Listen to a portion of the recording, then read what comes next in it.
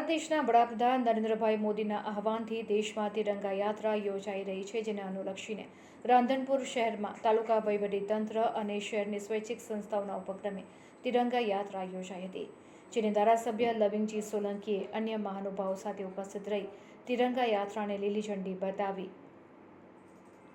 કેબી વકીલ હાઈસ્કૂલથી પ્રસ્થાન કરાવી હતી। આ તિરંગા યાત્રામાં શહેરના શાળાઓના વિદ્યાર્થીઓ, ભવાઈ કલાકારો, સ્વૈચ્છિક સંસ્થાઓ સહિત રાંધનપુરના નાગરિકો સાથે હજારોની જનમેદની જોડાઈ હતી। આ તિરંગા યાત્રામાં તાલુકા પંચાયત પ્રમુખ અને ઉપપ્રમુખ અંબારામ ઠાકોર, નગરપાલિકાના કર્મચારીઓ, સંગઠનના આગેવાનો, તાલુકા પંચાયતનો સ્ટાફ, નગરપાલિકા staff, police staff, Bharatiya Janata પાર્ટીના કાર્યકર્તાઓ સહિત તાલુકાના ઉચ્ચ અધિકારીઓ, પદાધિકારીઓ પદયાત્રા કરી તિરંગા યાત્રામાં સહભાગી બન્યા હતા। રાંધનપુર કેબી વકીલ હાઈસ્કૂલથી શરૂ થયેલી આ તિરંગા યાત્રામાં રાંધનપુરની સ્વૈચ્છિક સંસ્થાઓ તેમજ હજારોની સંખ્યામાં સ્થાનિક લોકો જોડાયા હતા। તિરંગા યાત્રાનો પથ દેશભક્તિના રંગે રંગાયો હતો। કેબી વકીલ હાઈસ્કૂલથી નીકળેલી આ તિરંગા યાત્રા ગાયત્રી મંદિર પહોંચી હતી।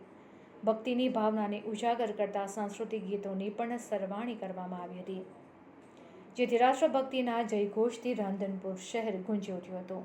છેલ્લા ગાયત્રી મંદિર પાસે તિરંગા યાત્રામાં જોડાયેલા લોકો શિસ્તબદ્ધ રીતે ગોઠવાઈ તિરંગા યાત્રાની પૂર્ણાહુતિ કરવામાં આવી હતી।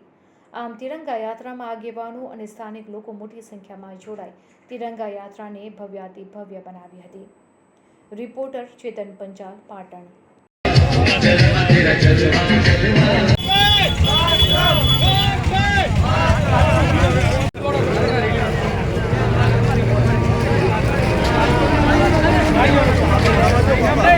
આજે આપણા ભારતના યશસ્વી વડાપ્રધાન મોદી સાહેબે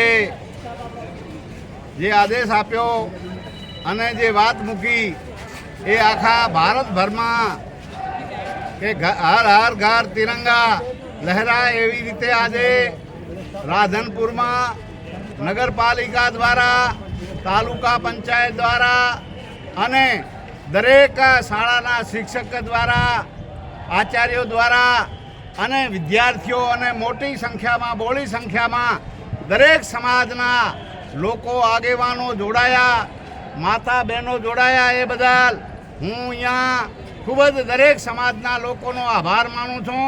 અને જે મોદી સાહેબે જે વાત મૂકી છે એ હર ઘર તિરંગા, એ આપણે બધા આપણા ઘરોમાં તિરંગો લહેરાવીએ, કારણ કે આપણે આ મહામૂલી આઝાદી મળી છે એ ખૂબ જ જહેમત ઉઠાવી છે વીર બહાદુર સૈનિકોએ।